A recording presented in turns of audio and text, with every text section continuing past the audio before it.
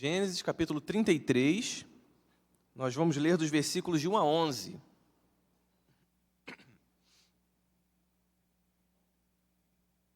Se você encontrou, peço que você fique de pé, por favor. Gênesis é fácil, né? O primeiro livro da Bíblia, a gente acha rapidinho. Vamos fazer uma leitura responsiva. Eu começo lendo o primeiro versículo, a igreja o segundo, e a gente vai assim até o 11. Gênesis 33, versículo 1 diz o seguinte: Quando Jacó olhou e viu que Esaú estava se aproximando com 400 homens, dividiu as crianças entre Lia, Raquel e as duas servas.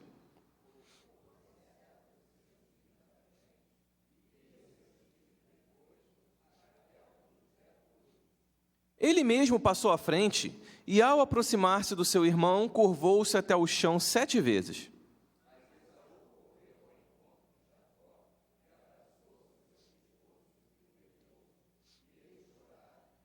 Então Esaú ergueu o olhar e viu as mulheres e as crianças, e perguntou: Quem são estes? Jacó respondeu: São os filhos que Deus concedeu ao teu servo.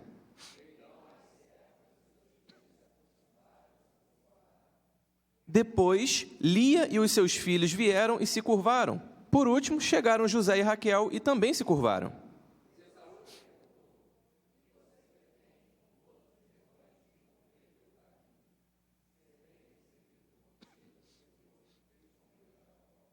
Disse, porém, Esaú: Eu já tenho muito, meu irmão. Guarde para você o que é seu.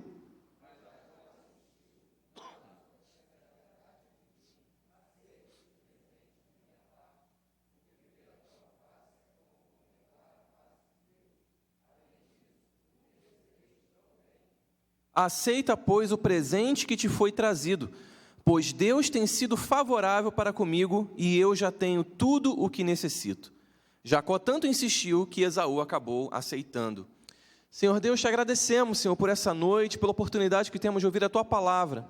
E a nossa oração nessa noite é que Teu Espírito Santo fale aos nossos corações, só possa abrir os nossos corações e os nossos ouvidos, que estejamos atentos para ouvir a Tua voz, Pai. Senhor, te peço que o Senhor fique conosco e que Teu Espírito nos conduza nessa noite, Pai, em nome de Jesus. Amém. Você pode se sentar, por favor? Queria saber, quantos aqui já viram algum filme do Batman? Pastor Roberto, eu sei que já viu todos, né? É cinéfilo, né? Assiste todos os filmes. E você, se você já assistiu algum filme ou conhece a história, você sabe que existe um personagem muito querido na história do Batman, que é o Alfred, né? O Alfred é o mordomo ali do Bruce Wayne e ajuda, né, naquela vida de ser milionário, de ser o super-herói. E aí, num dos filmes do Batman, o Alfred ele diz uma frase muito interessante. Ele fala assim: tudo sempre piora muito antes de melhorar. Eu assistindo o filme, eu pesquei essa frase e eu fiquei pensando nisso. Tudo sempre piora muito antes de melhorar. E a gente leu aqui no capítulo 33 de Gênesis que a vida de Jacó começou a melhorar no capítulo 33, né? Porque ele vai ao encontro do seu irmão, ele está ali meio com medo, como é que Esaú vai me receber? E Esaú recebe bem, eles fazem as pazes, então as coisas estão melhorando para Jacó. Mas, segundo a teologia do Alfred, né, antes de melhorar, tudo sempre piora muito. E por que eu estou dizendo isso? Porque antes do capítulo 33 que a gente leu, nós lemos no capítulo 32 de Gênesis a luta de Jacó com Deus. Então, de fato, antes das coisas melhorarem com Esaú, a coisa piorou muito. Jacó passou a noite inteira lutando ali contra o anjo do Senhor, né, contra uma teofania do próprio Deus. E a gente vê que essa luta, né, de Jacó com esse anjo, ela é uma narrativa muito principal, né? Quando a gente lembra ali do livro de Gênesis, é uma das primeiras, talvez, histórias que a gente lembre. Mas, na verdade, ela é uma narrativa que está introduzindo o verdadeiro clímax da história de Jacó. O verdadeiro clímax dessa história é quando ele, de fato, se reconcilia com o seu irmão. Então, nós vemos que esse relato da luta de Jacó contra o anjo ou contra o próprio Deus está introduzindo esse capítulo 33 que a gente viu aqui. Você conhece a história, Jacó passou a noite toda lutando, e aí, né, aquela coisa, e Jacó falou: não vou te deixar sem você me abençoar, e aí o anjo o abençoa, mas o fere na coxa, e a gente, né, percebe, muitos têm dificuldade de entender essa passagem. Então, quando amanhece o dia, Jacó decide fazer o que a gente leu aqui no 33. Então, logo depois dessa luta. E aqui nos versículos de 1 a 3, nós vemos que Esaú está se aproximando, Jacó olha ao longe e vê que Esaú está se aproximando com 400 homens. E aí você pensa, né? Se você conhece a história de Jacó, se você sabe o que Jacó fez com Esaú, você imagina o que passou na mente dele. Meu Deus, lá vem o meu irmão Esaú, a última vez que eu o vi, ele estava bem zangado comigo. Então o que ele está fazendo vindo ao meu encontro com 400 homens? É hoje. Se eu não morri ontem na luta contra o anjo, é hoje que eu morro. Então Jacó tinha acabado de passar por uma batalha intensa, ele lutou a noite inteira. E agora ele está na iminência de mais uma batalha. Agora o irmão dele está vindo com 400 homens. E o fato de Esaú vir acompanhado por tantas pessoas, né? Lembre-se que Jacó não teve mais nenhuma informação da vida do irmão. E aí ele vê o seu irmão com tantos homens e isso faz ele temer pela sua própria vida. Se você for parar para pensar, é um grupo maior do que o exército de Gideão, por exemplo. Né? Gideão lutou com 300 homens e Esaú estava aqui com 400. Era, de fato, quase um destacamento militar, quase um grupamento ali que acompanhava Esaú. E aí Jacó, como sempre, como o seu nome já sempre diz, ele era um grande estrategista, né? Ou no popular, um trapaceiro, né? Ele era um grande estrategista e, como sempre, Jacó está elaborando as suas estratégias. Ele passa a temer pela sua própria vida e o que ele faz? Ele organiza ali a sua família, ali os seus bens, de forma a tentar tocar o emocional de Esaú, né? Não, deixa eu mandar a família na frente, vai que ele fica com pena. E ele vai e envia a família. E isso já começa a nos mostrar algo aqui que não importa o quanto a gente tem experimentado de Deus.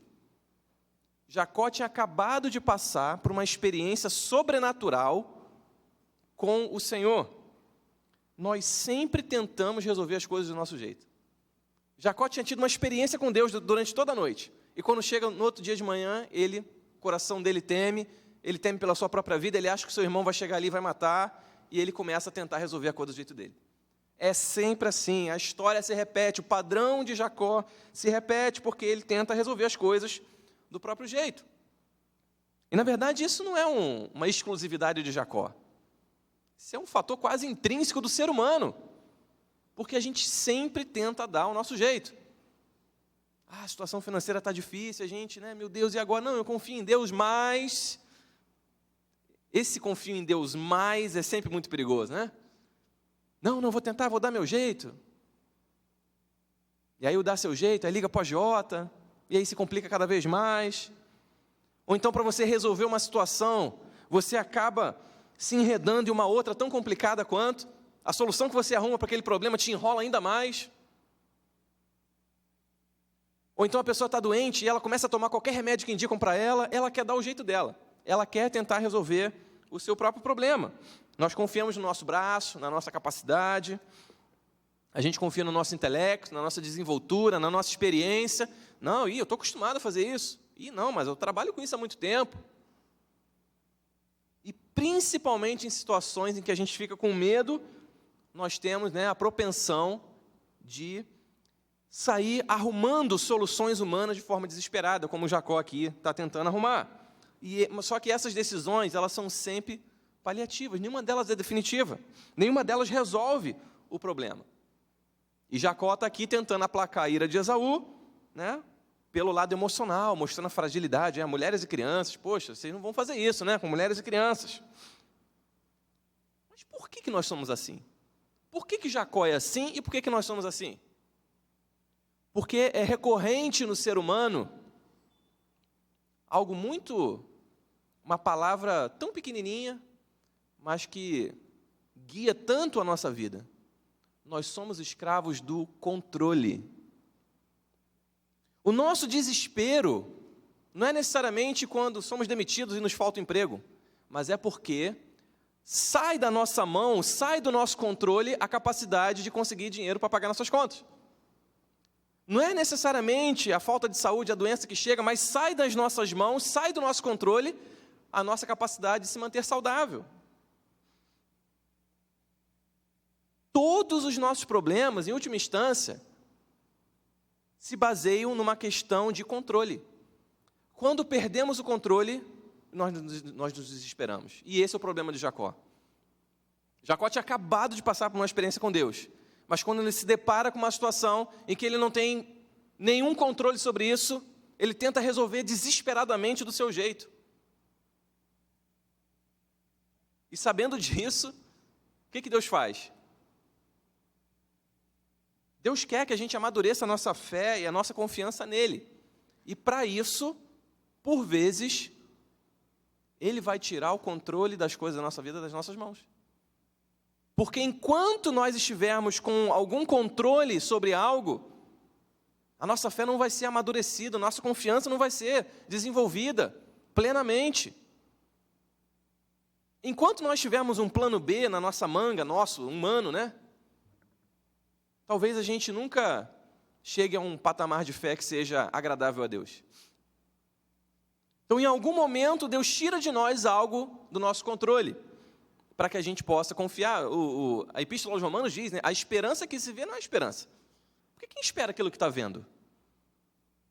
Então, é a partir do momento em que as coisas se tornam, eu não consigo tocar, a coisa sai do meu controle, eu não consigo ver, ela se torna invisível aos meus olhos.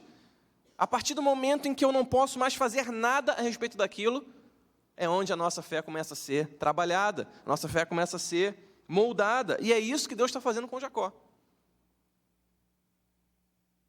Exatamente por meio de situações assim. Eu quero perguntar para você, não precisa me responder, mas para você refletir, quem é você quando você não está no controle da situação? Muitas vezes nós nos transtornamos. Nós nem nos reconhecemos, porque nos desesperamos.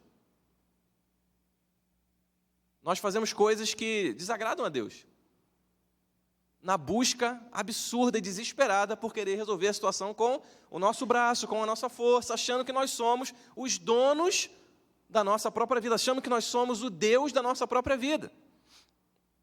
E para onde vai a nossa fé e a nossa confiança quando esse controle sai da nossa mão?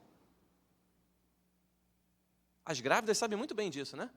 Apesar do bebê estar dentro delas, algumas coisas na gravidez, ou talvez muitas, ela simplesmente não pode fazer nada. Ela simplesmente precisa esperar. Ela simplesmente precisa confiar que o seu bebê está crescendo e que o parto vai dar tudo certo.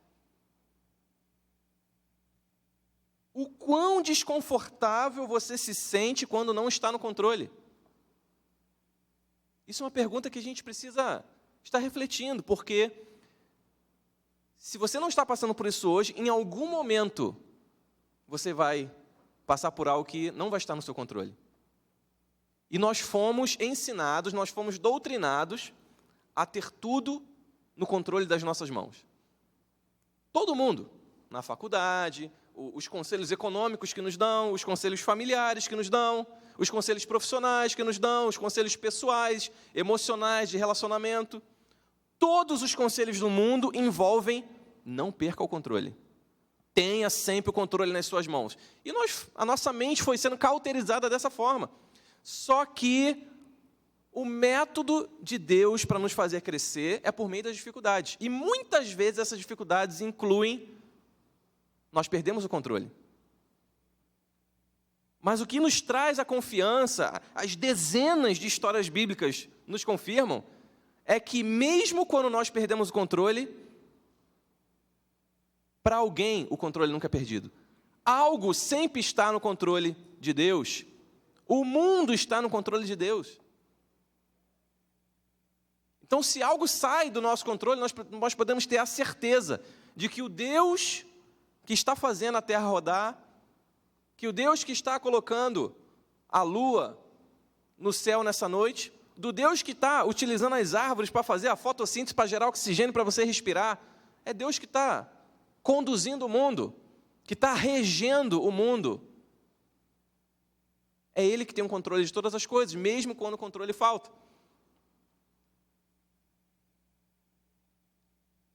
E nós temos um grande problema, porque quando nós queremos o controle o tempo todo, nós queremos brincar de Deus um pouquinho. Porque o único que tem o controle o tempo todo é o Senhor.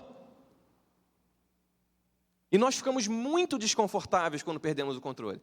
É mais ou menos como aquela pessoa que dirige, né? E você anda no carona, e você fica preocupado. Meu Deus, será que Pô, mas está pisando no freio, muito em cima, né? Poxa, quase mete a mão ali no câmbio. Porque você fica desconfortável, porque não é você que está na direção. Você está ali como carona. E é muito difícil para o motorista ser carona. E muitas vezes Deus nos coloca no banco do carona e fala, agora é comigo, deixa eu dirigir um pouquinho a sua vida. Solta o câmbio, solta a marcha um pouquinho. Às vezes Deus vai pisar no acelerador, às vezes Deus vai pisar no freio. Às vezes a sua vida vai ficar no ponto morto. Mas não é você que está dirigindo. É o Senhor. E a gente tem dificuldade de entender isso, como Jacó tinha, como todo e qualquer ser humano tem. Versículo 4 diz o seguinte, mas Esaú correu ao encontro de Jacó e abraçou-se ao seu pescoço e o beijou. E eles choraram. Então Esaú ergueu o olhar e viu as mulheres e as crianças e perguntou, quem são estes? Jacó respondeu, são os filhos que Deus concedeu ao teu servo. Então as servas e os seus filhos se aproximaram e se curvaram. Depois Lia e os seus filhos vieram e se curvaram. Por último chegaram José e Raquel e também se curvaram. Então olha que interessante, em vez de lutar e destruir Jacó, como Jacó estava pensando, Esaú recebe o seu irmão com graça e mostra favor para ele. Assim, Jacó, que história é essa de matar você? Calma, vem aqui, me abraça. Estamos nos reconciliando. E Esaú vai além, ele se alegra com a prosperidade de Jacó. Tipo assim, quem são esses todos aí? Nossa, meu irmão, que bom, você prosperou. E aí Jacó e toda a sua família se humilham diante de Esaú, né, como se implorando pelo perdão dele, ou então em gratidão por ele não ter, né, exterminado ali a sua família. E olha que interessante, né? O enganador, o estrategista, o espertalhão, o trapaceiro, agora é um homem manco. Lembra, né, do 32? O anjo tocou na perna dele e Jacó passou a mancada da sua perna. Agora, o grande estrategista, trapaceiro, é um homem manco, humilhando-se diante do seu irmão. Por quê, meus irmãos? Porque quem luta com Deus não consegue permanecer altivo e orgulhoso. Porque essa batalha interior que a gente trava, ela trabalha o nosso caráter para que a gente baixe a nossa bola, para que a gente seja humilde, para que a gente reconheça as nossas fraquezas. O vencedor dessa luta com Deus não sai se vangloriando, viu? Olha como eu derrotei. Mas sai um vencedor humilde, sabendo que todos os méritos dessa luta pertencem ao próprio Deus. Isso porque as batalhas, elas moldam o nosso caráter. É isso que às vezes a gente não entende. No meio do furacão, é difícil a gente perceber por que as coisas acontecem. Existe um propósito para que isso aconteça, e muitas vezes esse propósito é Deus está moldando o nosso caráter. Jacó, que o seu nome significa, né, trapaceiro, enganador, ele só poderia se tornar Israel, como lá no 32 a gente vê, se em algum momento ele tivesse uma experiência com o próprio Deus. Essas batalhas nos formam para que a gente tenha humildade, para a gente não achar que é o dono do mundo. E aí nós vemos que a juventude geralmente é muito prepotente, né? É muito prepotente porque é imatura, acha que sabe. Não, meu pai não sabe de nada, eu que sei. Mas isso tudo é um sinal de imaturidade. Com o tempo a gente vai passando, as experiências de vida que vamos tendo, as coisas que Deus vai nos mostrando, normalmente, né, lógico que tem adultos que são orgulhosos, né? Mas normalmente vão trazendo humildade. Tanto que lá na passagem do Novo Testamento da mulher adúltera, Jesus falou, olha, quem não tem pecado, atire a primeira pedra. E o que o versículo diz? Dos mais velhos para os mais novos, eles foram começando a soltar as pedras. Os mais velhos tinham mais consciência do seu pecado, da sua fraqueza. Os mais novos, não, peraí, estou aqui. Né? Demoram mais para perceber que também precisam do Senhor. E aí nós vemos que, de acordo com a Bíblia, a construção desse caráter, ele não é uma subida gloriosa num pódio, né? Jacó venceu a luta com Deus, olha que maravilha, leva para o pódio, louros, troféus. A construção do caráter cristão não é uma subida a um pódio, mas é uma descida à casa do oleiro. Nós estamos crescendo diante de Deus quando descemos. Esse é o paradoxo da vida cristã, né? Eu acho engraçado porque, por ocasião da ordenação pastoral, alguns pastores vieram falar comigo e falaram, parabéns, Gabriel, olha, você desceu um degrau agora no reino de Deus. E eu entendi, amém, pastor, eu entendi o que você quis falar. é exatamente isso. Porque quanto mais a gente vai caminhando e crescendo, nós vamos descendo. Quanto mais responsabilidade nos é dada, mais servidão e humildade precisamos ter. E é isso que Deus está fazendo com Jacó. O enganador, o trapaceiro, agora é um irmão humilde, pedindo perdão, se prostrando diante do seu irmão. E aqui, a partir do versículo 8, diz o seguinte: Esaú perguntou: o que você pretende com todos os rebanhos que encontrei pelo caminho? Ser bem recebido por ti, meu senhor, respondeu Jacó. Disse, porém, Esaú: eu já tenho muito, meu irmão, guarde para você o que é seu. E o que é muito interessante aqui, porque no 32, o que Jacó pede? Não vou deixar você embora se não me abençoar. No 32, Jacó insiste para ser abençoado. Certo? Né? Ele falou, olha, não vou deixar você embora se você não me abençoar. Então ele está insistindo para que aquele anjo do Senhor o abençoasse. E agora no 33, depois que ele passa por essa experiência com Deus, ele não mais insiste para ser abençoado, mas ele insiste para abençoar. Ele fala assim, não, Esaú, por favor, você tem que aceitar.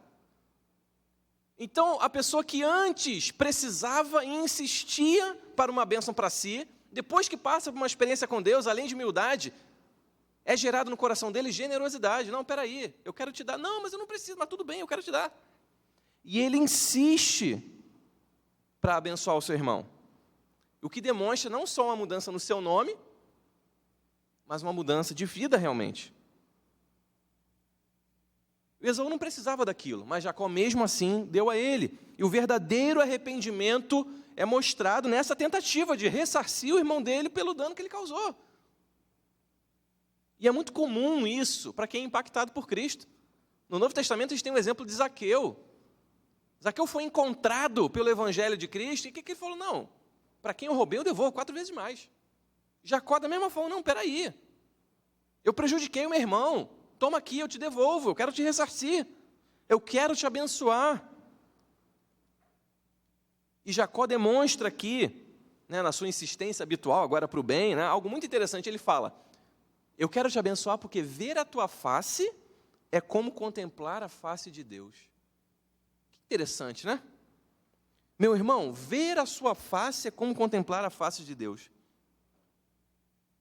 É por isso que é importante a gente ler o texto não de forma isolada. Mas quando a gente lê o 33, tendo o contexto do 32, o que nós vemos no 32? Jacó viu Deus face a face, naquela luta, naquela briga. E agora no 33 ele diz isso, então isso é uma clara referência ao capítulo anterior, em que ele também viu Deus. O que Jacó está dizendo? Olha, meu irmão, Deus se revelou a mim na noite passada, mas agora Ele está se revelando a mim de novo, porque eu achei que eu ia morrer nas suas mãos e você mostrou graça para mim. Eu encontrei graça aos seus olhos e é por isso que eu estou vendo o Senhor na sua vida. Eu consigo ver Deus na sua face. E aí nós vemos, meus irmãos, que as pessoas dizem, né, que Jacó venceu a luta com Deus. Jacó saiu vitorioso da batalha com Deus. Mas essa vitória é por meio da fraqueza, uma vitória diferente. Não é uma vitória como uma luta, um esporte de luta, né? Que um briga com o outro e um sai vencedor, o outro sai frustrado. A mudança de vida de Jacó é a sua vitória. Ou seja, ele se tornou mais humilde, mais generoso. Essa foi a vitória. E aí, entre muitas aspas, Deus perde a batalha para ganhar um novo Jacó. Deus escolhe, entre muitas aspas, perder essa batalha para que ele tivesse um novo homem. Para que o que antes era enganador, que era o significado do nome de Jacó, agora seja um príncipe de Deus, que é o significado do nome de Israel. Então Deus escolhe perder essa batalha para transformar um trapaceiro em um príncipe de Deus. Se para transformar um trapaceiro em um príncipe é necessário perder uma batalha, Deus faz isso. Ele se doa, ele se entrega em favor dos seus. E toda a luta com Deus foi uma preparação para que Jacó deixasse de ser um enganador. E ele teve a primeira oportunidade de fazer isso quando ele encontrou o seu irmão, logo depois. Todo pai, toda mãe tem um pouco esse sentimento, entende um pouco o que significa essa perda, entre aspas. De repente, uma faculdade que você quis fazer, que você deixou para trás para priorizar a educação do seu filho. De repente, você ia comprar um carro novo, deixou de comprar para poder pagar um curso de inglês para o filho. Ou então você pensar aquela viagem internacional tão sonhada, mas você teve que ir ali para um final de semana aqui na região dos lagos, porque é muito caro pagar para todo mundo. Horas de sono perdida para amamentar um bebê, para trocar uma fralda, para livrar do soluço, do refluxo, do que seja. Um pai e uma mãe sabem muito bem o que é perder para ganhar. Nós perdemos muitas coisas para que nossos filhos ganhem outras. Maiores e melhores. Você já deve ter ouvido muitas vezes, talvez dos seus próprios pais. Olha, eu não consegui, mas se o meu filho se formar na faculdade é uma vitória minha. Já deve ter ouvido isso. Olha, eu não consegui alcançar isso na vida, mas quando meu filho alcançou, eu fiquei feliz como se fosse eu. Nós perdemos muitas coisas para que nossos filhos ganhem outras. E Deus é um pai tão bondoso, tão justo, que Ele faz exatamente isso com seus filhos. Aqui não existe vergonha pela perda, porque a gente está acostumado a equiparar, a considerar como sinônimo perda e fracasso. Mas nem toda perda é um fracasso. Existem perdas que são grandes vitórias. Existem perdas que são grandes conquistas. Existem perdas na nossa vida que são grandes livramentos. E as perdas, por vezes, são estratégicas para o nosso avanço. Às vezes a gente precisa recuar para avançar. Como uma atiradeira, como um estilingue. Às vezes é necessário recuar temporariamente para que a gente avance. E Deus escolhe perder essa batalha para ganhar um novo homem. Todos nós passamos por essa luta, não é só Jacó. A nossa vida anterior, marcada pelo pecado, pelo erro, precisa ser combatida. E aí começa uma batalha travada no nosso coração. E é por isso que a luta de Jacó com Deus é uma grande ilustração da conversão de um incrédulo a Cristo. Todo convertido a Jesus tem um quê de Jacó. E a conversão é uma luta, é uma batalha.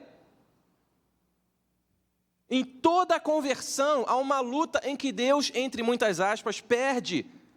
Ele perde como? Morrendo na cruz, para que nós pudéssemos ser transformados para uma nova vida. Para que nós deixássemos de ser o pecador, o trapaceiro, e nos tornássemos príncipes e princesas de Deus. Para que o nosso nome seja mudado, para que a nossa vida seja mudada, para que as nossas atitudes sejam mudadas.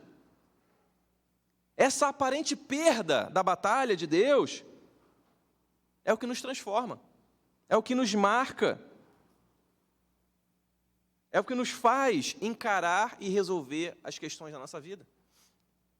E quem passou por essa batalha da conversão não precisa temer nenhuma outra. Meus irmãos, assim como Deus, Esaú, ele poderia exercer juízo e vingança, ele estaria sendo justo, ele estaria pagando ali na mesma moeda. Mas ele vendo a humilhação, ele vendo a generosidade do novo Jacó, agora Israel, ele mostra favor, ele mostra graça. É o princípio da graça divina em ação, tanto no capítulo 32 quanto no capítulo 33. E por isso Jacó fala, olha, meu irmão, ver a sua face é como ver a face de Deus. Eu encontrei graça de Deus nos seus olhos, eu encontrei a graça de Deus no seu semblante. Por quê? Porque existe um padrão de graça. Porque Deus poderia facilmente ganhar aquela batalha contra Jacó, mas ele perde para ganhar o novo Jacó. E Esaú, com 400 homens, poderia facilmente exterminar a vida e a família do seu irmão, mas ele prefere mostrar graça e mostrar favor. Jacó recebeu graça de Deus 2 vezes em menos de 24 horas. É por isso que ele está, meu irmão, é como se eu estivesse vendo o próprio Deus. É o padrão da graça e a relação que esses 2 capítulos nos mostram é que a conversão não é um fim em si mesma. Jacó lutou com Deus, a ilustração da conversão do coração humano, mas não acabou ali, ele tinha coisas a resolver. A conversão é uma batalha inicial, muito marcante, e que vai pautar as nossas atitudes dali para frente. Nós temos estrada, nós temos vida para viver. E estando com Cristo, as nossas questões pessoais, as nossas angústias pessoais, coisas que ficaram para trás no passado, vão ser resolvidas porque nós estamos com um novo coração. Nós estamos com uma nova perspectiva de vida. Jacó não varreu os seus problemas para debaixo do tapete, mas uma vez que ele encontrou, teve uma experiência face a face com Deus, ele falou, agora eu sou um novo homem, agora eu não sou mais um trapaceiro, agora meu nome é Israel, o Senhor mudou meu nome, eu vou resolver a minha vida, eu vou resolver as minhas coisas. E ele começa resolvendo a questão com seu irmão. Foi a atitude transformada de Jacó que proporcionou que esse princípio de graça operasse na vida dele. Então, meus irmãos, o Deus que aparentemente perde, o Deus aparentemente perdedor, na verdade, ele é o maior vencedor. Porque quando ele perde a batalha para ganhar Jacó, ele ganha. É a mesma coisa que o pai, que quando não faz a faculdade, mas o filho faz, os dois estão ganhando. Ninguém está perdendo nessa história. A morte de Cristo na cruz proporcionou aparentemente uma derrota, uma perda, um fracasso. Poxa vida, Deus morreu. Aparentemente uma perda, se demonstrou uma vida e uma vitória sobre o pecado. Essa aparente perda de Deus, na verdade, é a maior vitória que Ele poderia nos conceder. E não existe jeito melhor de perder uma batalha do que essa. Jesus parece um perdedor cravado na cruz, mas só parece, porque Ele é o maior vencedor de todas as batalhas, batalhas que estão sendo travadas dia após dia em corações de pessoas que estão sendo convertidas ao Senhor. Deus é experiente nessa batalha, já batalhou com o pastor Walter, já batalhou com Rômulo, agora Ele está em novas batalhas, está perdendo essas batalhas para ganhar gente para o seu reino.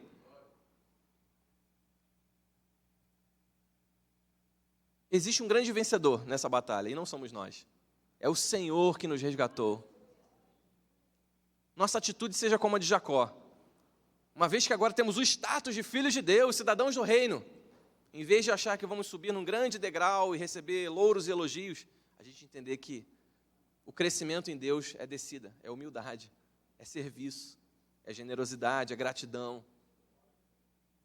E uma vez que Deus nos recebe, nós recebemos essa graça, nós fomos perdoados, a gente teve a nossa vida transformada, a gente tem que começar a resolver as nossas questões.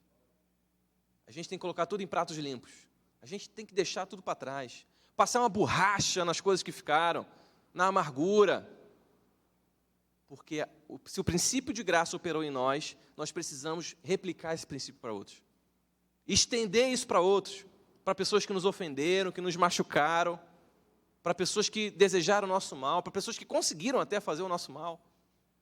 Mas se fomos alcançados pela graça, essa graça tem que transbordar pela nossa vida. Vamos orar? Feche seus olhos.